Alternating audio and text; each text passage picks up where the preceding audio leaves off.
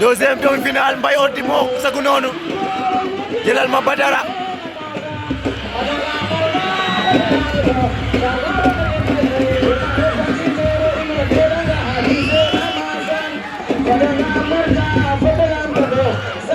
tey lambu ak lu mu lamboo billahi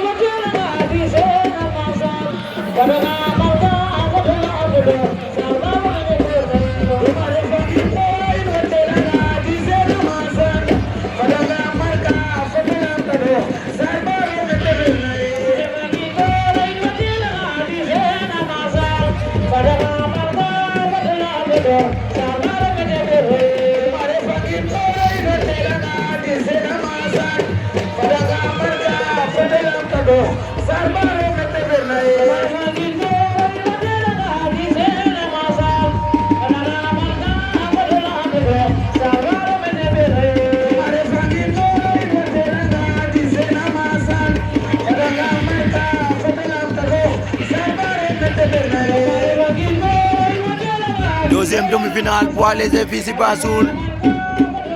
Mbaye Ordi moo sagu noonu